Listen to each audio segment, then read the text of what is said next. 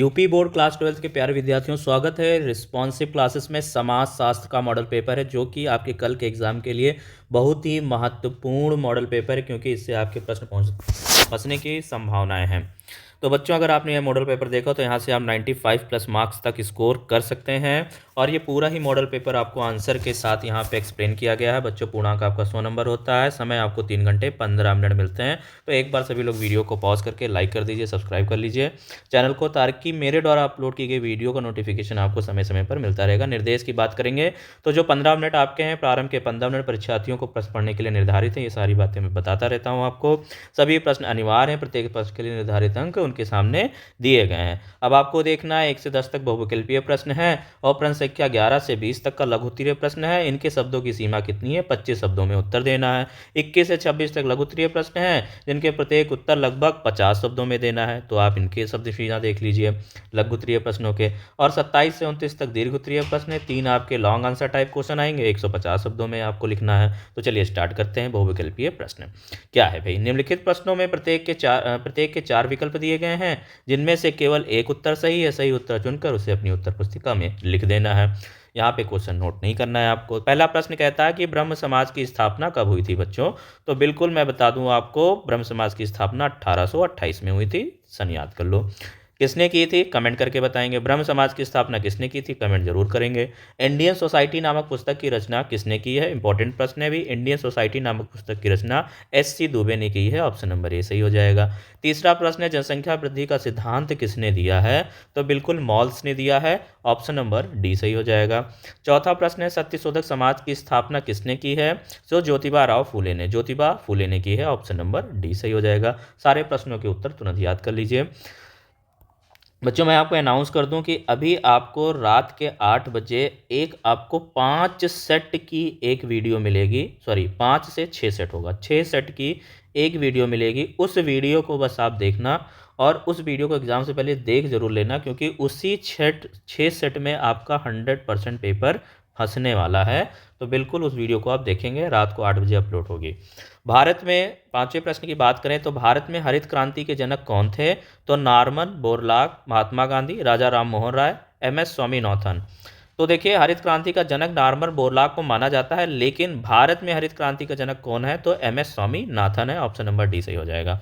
छठा प्रश्न है, औद्योगिकरण से क्या लाभ होता है? क्या राष्ट्र आत्मनिर्भर बनता है? अंधविश्वासों का अंत होता है?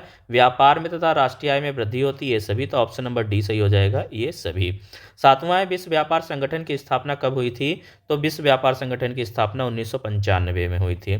8वां प्रश्न है, ऑल इंडिया रेडियो की स्थापना कब हुई थी? तो बी 1936 में हुई थी ऑल इंडिया रेडियो की स्थापना। चिपको आंदोलन के जनक कौन थे? तो Sundarlal Bahuguna. Option number A सही हो जाएगा। फिर बच्चों, 10वां प्रश्न है, निम्नलिखित में से एक समुदाय नहीं है? तो बिल्कुल हिंदू, मुस्लिम, जनजाति ये सब समुदाय हैं, लेकिन भीड़ एक समुदाय नहीं है। अति लघु उत्तरीय प्रश्न पे आ जाइए। 25 शब्दों में आपको उत्तर देना है। पहला प्रश्न है, नागरिक समाज से क्या तात्पर्य है? नागरिक समाज से क्या तात्पर्य है? नागरिक समाज से तात्पर्य ऐसे संगठनों, संस्थाओं और व्यक्तियों के समूह से है जो सरकार और निजी क्षेत्र से स्वतंत्र होकर सामाजिक हित में कार्य करते हैं। 12वां प्रश्न है, जीवन प्रत्याशा का क्या अर्थ है? तो जीवन प्रत्याशा का अर्थ किसी व्यक्ति या समूह के औसत जीवन काल का अनुमान, जो स्वास्थ्य जीवन शैली और सामाजिक आर्थिक परिस्थितियों पर निर्भर करता है। 13वां प्रश्न है, अनुसूचित जाति की 3 समस्याएं बताइए। तो अनुसूचित जाति की 3 प्रमुख समस्याएं क्या है? सामाजिक भेदभाव, जातीय पूर्वाग्रह और छुआछूत जैसी प्रथाएं, शैक्षिक और आर्थिक पिछड़ापन, शिक्षा और रोजगार के अवसरों की कमी, सामाजिक अत्याचार, हिंसा, शोषण और असमानता का सामना। 14वां प्रश्न है, बाजार क्या है? तो बाजार वह स्थान है जहां खरीदार और विक्रेता वस्तुओं, सेवाओं या विचारों का आदान प्रदान करते हैं। या भौतिक या डिजिटल रूप में हो सकता है। फिर 15वां प्रश्न है बच्चों, जाति और वर्ग में अंतर स्पष्ट कीजिए। तो जाति जन्म आधारित स्थिर व्यवस्था है, जबकि वर्ग आर्थिक स्थिति पर आधारित गतिशील प्रणाली है। जाति सांस्कृतिक, वर्ग आर्थिक और पेशेवर पहचान पर केंद्रित होता है। सत्तावादी राज्य क्या है? सत्तावादी राज्य क्या है? 16वां प्रश्न है। तो सत्तावादी राज्य वह है जहां सत्ता एक व्यक्ति या समूह के हाथों में केंद्रित होती है। इसमें नागरिक स्वतंत्रताएं सीमित होती हैं और विरोध सहन नहीं किया जाता है। 17वां प्रश्न है बच्चों, सामाजिक परिवर्तन को स्पष्ट कीजिए। तो सामाजिक परिवर्तन से तात्पर्य समाज की संरचना, मूल्यों, व्यवहार या संस्थाओं में होने वाले क्रमिक या त्वरित परिवर्तनों से है जो प्रगति या सुधार ला सकते हैं। 18वां प्रश्न है बच्चों, आर्थिक सुधार किसे कहते हैं। तो आर्थिक सुधार उन नीतियों और प्रक्रियाओं को कहते हैं जो अर्थव्यवस्था को अधिक कुशल, प्रतिस्पर्धी और स्वतंत्र बनाने के लिए लागू की जाती हैं, जैसे उदारीकरण, निजीकरण और वैश्वीकरण। 19वां प्रश्न है, दलित वर्ग के प्रमुख समस्याएं क्या हैं। तो दलित वर्ग की प्रमुख समस्याएं सामाजिक भेदभाव, छुआछूत, जातिगत हिंसा, असमानता, शैक्षिक और आर्थिक पिछड़ापन, शिक्षा, रोजगार, संसाधनों की कमी, सामाजिक बहिष्कार में है सामाजिक, राजनीतिक और सांस्कृतिक अधिकारों से वंचित रहना। फिर बच्चों 20वां प्रश्न है, ग्राम पंचायत के 4 दायित्व बताइए। तो ग्राम पंचायत के 4 दायित्व हैं। पहला है गांव के विकास कार्यों की योजना बनाना, ठीक है बच्चों। दूसरा है स्वच्छता एवं पर्यावरण की देखभाल करना। तीसरा है सार्वजनिक सुविधाओं का प्रबंध करना। चौथा है सामाजिक न्याय और सुरक्षा सुनिश्चित करना। आ जाइए लघु उत्तरीय प्रश्न जिनका उत्तर आपको 50 शब्दों में देना है। पहला प्रश्न है, जनसांख्यिकी क्या है। जनसांख्यिकी क्या है बच्चों। तो जनसांख्यिकी एक सामाजिक विज्ञान है जो जनसंख्या के अध्ययन से संबंधित है। इसमें जनसंख्या के विभिन्न पहलुओं जैसे कि जनसंख्या का आकार, संरचना, वितरण, वृद्धि दर, मृत्यु दर, जन्म दर, शिक्षा स्तर, स्वास्थ्य स्थिति, जातीय और सांस्कृतिक समूहों की जानकारी आदि शामिल होती है। जनसांख्यिकी का उद्देश्य समाज की जनसांख्यिकी समस्याओं और विकास के लिए आवश्यक योजनाओं को समझना और विश्लेषित करना होता है। यह जनसंख्या से जुड़ी सामाजिक, आर्थिक और सांस्कृतिक तथ्यों का अध्ययन करके देश या क्षेत्र के भविष्य की स्थिति का आकलन करने में मदद करता है। फिर बच्चों आ जाइए सांस्कृतिक परिवर्तन पर एक टिप्पणी लिखिए। तो सांस्कृतिक परिवर्तन वह प्रक्रिया है जिसमें एक समाज के मूल्यों, परंपराओं, मान्यताओं और व्यवहारों में समय के साथ बदलाव होता है। यह परिवर्तन विभिन्न कारणों से आर्थिक, राजनीतिक, सामाजिक और तकनीकी प्रभावों का कारण होता है। सांस्कृतिक परिवर्तन समाज में नई सोच, आविष्कार, अंतरिक्ष और वैश्वीकरण के कारण हो सकता है जो सामाजिक तालमेल और विकास को प्रभावित करता है। फिर आइए सामाजिक विषमता क्या है। तो सामाजिक विषमता से तात्पर्य है समाज में विभिन्न जाति, धर्म, लिंग, आयु, शिक्षा और आर्थिक स्थिति के आधार पर लोगों के बीच असमानता। यह असमानता अधिकार, अवसर, संसाधनों और जीवन की गुणवत्ता में विभिन्नता के रूप में प्रकट होती है जो सामाजिक न्याय, समानता, सामुदायिक सामंजस्य को प्रभावित करती है। 23वां प्रश्न है, धर्मनिरपेक्ष राज्य कारण के प्रमुख विशेषताओं को वर्णन कीजिए। तो धर्मनिरपेक्ष राज्य की प्रमुख विशेषताएं निम्नलिखित है। पहला है धार्मिक स्वतंत्रता, सभी नागरिकों को अपनी धार्मिक मान्यताओं के पालन की स्वतंत्रता है। दूसरा है राजनीतिक तटस्थता, सरकार किसी एक धर्म के प्रति पक्षपाती नहीं होती है। धार्मिक विविधता की स्वीकृति, विभिन्न धर्मों के बीच सम्मान और सहिष्णुता। चौथा है धार्मिक हस्तक्षेप से परहेज, राज्य के मामलों में धर्म का हस्तक्षेप न करना। 5वां प्रश्न है समानता और न्याय, सभी धर्मों के लोगों के लिए समान अवसर और अधिकार सुनिश्चित करना। फिर बच्चों छठा है धार्मिक सौहार्द, सामाजिक स्थिरता और सौहार्द को बढ़ावा देना। तो ये सारे क्या हो गए भाई, धर्मनिरपेक्ष राज्य की प्रमुख विशेषताएं हो गई। फिर आ जाइए 25वां प्रश्न है, भारत में पिछड़े वर्गों की समस्याओं की विवेचना कीजिए। तो इसकी प्रमुख समस्याएं निम्नलिखित हैं। पहली समस्या क्या है, आर्थिक पिछड़ापन, शिक्षा, रोजगार और धन के सीमित अवसरों के कारण आर्थिक तंगहाली। फिर है जातिगत पूर्वाग्रह, छुआछूत के चलते सामाजिक बहिष्कार का सामना करना। फिर बच्चों तीसरा है शैक्षिक असमानता, गुणवत्तापूर्ण शिक्षा की कमी और सरकारी स्कूलों में पढ़ाई के कमजोर अवसर। फिर चौथा जो क्या कहते हैं प्रमुख समस्या क्या है पिछड़े वर्गों की। चौथी प्रमुख समस्या है स्वास्थ्य सेवाओं की कमी, स्वास्थ्य सुविधाओं तक सीमित पहुंच और कुपोषण की समस्या। 5वां है राजनीतिक प्रतिनिधित्व की कमी, स्थानीय और राष्ट्रीय स्तर पर राजनीतिक भागीदारी का अभाव। छठा बच्चों है सामाजिक सुरक्षा की कमी, सार्वजनिक योजनाओं और कल्याणकारी उपायों से वंचित रहना। फिर बच्चों 26वां प्रश्न है हित प्रतिस्पर्धा संविधान और सामाजिक परिवर्तन की चर्चा कीजिए। 6 नंबर के हैं सारे आपके ऑब्जेक्टिव लघु उत्तरीय प्रश्न। हित प्रतिस्पर्धा का तात्पर्य विभिन्न सामाजिक, आर्थिक और राजनीतिक समूहों के बीच अधिकारों और संसाधनों की प्राप्ति के लिए संघर्ष है। भारतीय संविधान सभी नागरिकों को समानता, सामाजिक न्याय और अवसर प्रदान करता है जो सामाजिक परिवर्तन को सक्षम बनाता है। यह संविधान समाज में न्याय संगत बदलाव लाने के लिए महत्वपूर्ण भूमिका निभाता है।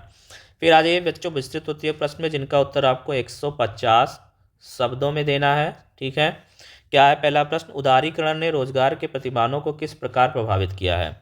और दूसरा है, जाति को परिभाषित कीजिए तथा इसके प्रमुख विशेषताओं का वर्णन कीजिए। तो जाति की परिभाषा एवं प्रमुख विशेषताएं। तो जाति की परिभाषा क्या है, जाति समाज एवं जाति यानी कि कास्ट समाज का एक महत्वपूर्ण सामाजिक समूह है जिसमें जन्म के आधार पर व्यक्ति की सामाजिक स्थिति निर्धारित होती है। यह एक पारंपरिक और विरासत में मिली हुई सामाजिक संरचना है जो विशेष कार्य, नियम और परंपराओं के आधार पर वर्गीकृत होती है। भारतीय समाज में जाति व्यवस्था हजारों वर्षों से विद्यमान है और यह व्यक्ति के पेशे, विवाह, सामाजिक और सहभागिता आदि को प्रभावित करती है। आइए जाति की प्रमुख विशेषताएं क्या हैं। तो है आयस्य जन्मजात आधार, व्यक्ति जिस जाति में जन्म लेता है वह जीवन भर उसी जाति का सदस्य बना रहता है। पारंपरिक व्यवसाय, प्रत्येक जाति का पारंपरिक व्यवसाय निश्चित होता है, जैसे ब्राह्मण पुजारी, क्षत्रिय योद्धा, वैश्य व्यापारी आदि। फिर है सामाजिक प्रतिबंध, तो जातियों के बीच विवाह, खान पान और सामाजिक मेलजोल पर कई प्रतिबंध होते हैं। अस्पृश्यता, कई जातियों को निम्न समझा जाता था जिससे भेदभाव और अस्पृश्यता की समस्या उत्पन्न हुई। पांचवा है जातिगत एकता, प्रत्येक जाति के लोग अपनी परंपराओं और रीति रिवाजों से जुड़े रहते हैं जिससे उनमें एकता बनी रहती है। फिर जाति व्यवस्था समय के साथ कमजोर हो रही है, लेकिन इसके प्रभाव आज भी समाज में देखे जा सकते हैं। 28वां प्रश्न क्या है, लोकतंत्र को परिभाषित कीजिए। लोकतंत्र में दबाव समूह की भूमिका का वर्णन कीजिए। इस प्रश्न का उत्तर मैं दे चुका हूँ। तो इसका मैंने दूसरा प्रश्न उठाया है, सामाजिक आंदोलन का क्या अर्थ है, इसके प्रकारों की विवेचना कीजिए। तो सामाजिक आंदोलन का अर्थ एवं इसके प्रकार। पहला है सामाजिक आंदोलन का अर्थ। तो सामाजिक आंदोलन जिसको बोलते हैं सोशल मूवमेंट, समाज में किसी विशेष मुद्दे, असमानता या अन्याय के विरुद्ध सामूहिक रूप से किया गया संगठित प्रयास है। यह आंदोलन समाज में परिवर्तन लाने, लोगों की चेतना जागृत करने और किसी सुधार को लागू करने के उद्देश्य से किया जाता है। सामाजिक आंदोलन शांतिपूर्ण या उग्र दोनों हो सकते हैं और यह विभिन्न सामाजिक, आर्थिक एवं राजनीतिक मुद्दों से संबंधित हो सकते हैं। सामाजिक आंदोलन के प्रकार, तो सुधारात्मक आंदोलन, समाज में व्याप्त बुराइयों जैसे कि दहेज प्रथा, बाल विवाह, जातिगत भेदभाव आदि को समाप्त करने के लिए किया जाने वाला आंदोलन, उदाहरण जैसे ब्रह्म समाज आंदोलन। फिर दूसरा प्रश्न है बच्चों, क्रांतिकारी आंदोलन, यह व्यापक सामाजिक, राजनीतिक या आर्थिक परिवर्तन लाने के लिए किया जाता है, उदाहरणता जैसे स्वतंत्रता संग्राम। फिर बात करेंगे प्रतिगामी आंदोलन। प्रतिगामी आंदोलन यह पुराने सामाजिक मूल्यों और परंपराओं को पुनः स्थापित करने के लिए किया जाता है, उदाहरणता देखें तो पुनरुत्थानवादी आंदोलन। फिर चौथा है बच्चों आधुनिक सामाजिक आंदोलन, यह पर्यावरण, मानवाधिकार, नारी सशक्तिकरण आदि से जुड़े होते हैं, उदाहरणता जैसे चिपको आंदोलन। फिर यहाँ पे देखिए बच्चों सामाजिक आंदोलन समाज में जागरूकता बढ़ाने और सकारात्मक परिवर्तन लाने में महत्वपूर्ण भूमिका निभाते हैं। फिर 29वां प्रश्न है, भारत में सामाजिक परिवर्तन के कारणों एवं परिणामों की विवेचना कीजिए। इसका उत्तर मैं आपके किसी न किसी मॉडल पेपर में मैंने लिखा है। फिर दूसरा यहाँ पे बच्चों है जनजातीय, वेरी इंपॉर्टेंट है, ये भी यहाँ का उत्तर आपको इसका मिल जाएगा कि जनजातीय आंदोलन से आप क्या समझते हैं, सरकार द्वारा जनजातियों के हित में किए गए प्रयत्नों का उल्लेख कीजिए। तो जनजातीय आंदोलन एवं सरकार द्वारा किए गए प्रयास क्या है भाई, जनजातीय आंदोलन का अर्थ। जनजातीय आंदोलन ट्राइबल मूवमेंट उन संघर्षों और आंदोलनों को संदर्भित करता है जो आदिवासी समुदायों द्वारा अपने अधिकारों, पहचान, संस्कृति और संसाधनों की रक्षा के लिए किए जाते हैं। ये आंदोलन मुख्य रूप से जल, जंगल, जमीन, शिक्षा, रोजगार और सामाजिक न्याय से जुड़े होते हैं। उदाहरण स्वरूप बिरसा मुंडा आंदोलन, संथाल विद्रोह, नर्मदा बचाओ आंदोलन आदि प्रसिद्ध जनजातीय आंदोलन हैं। जनजातियों के हित में सरकार द्वारा किए गए प्रयास। पहला है संवैधानिक सुरक्षा। संविधान के अनुच्छेद 15, 19, 46 और 244 के तहत जनजातियों को एक विशेष अधिकार दिए गए हैं। दूसरा है 5वीं और 6ठी अनुसूची। इन अनुसूचियों में जनजातीय क्षेत्रों को विशेष संरक्षण दिया गया है। फिर तीसरा है वन अधिकार अधिनियम 2006। इस कानून के तहत आदिवासियों को जंगलों पर पारंपरिक अधिकार प्रदान किए गए हैं। चौथा है अनुसूचित जनजातीय उपयोजना TSP, जनजातीय विकास के लिए विशेष योजनाएं चलाई जाती हैं। पांचवा है शिक्षा एवं रोजगार योजनाएं, एकलव्य मॉडल स्कूल, वनोपज समर्थन योजना और जनजातीय छात्रवृत्ति योजनाएं लागू की गई हैं। सरकार द्वारा इन प्रयासों से जनजातियों का सामाजिक आर्थिक विकास हो रहा है, लेकिन पूर्ण समानता के लिए निरंतर सुधार आवश्यक है।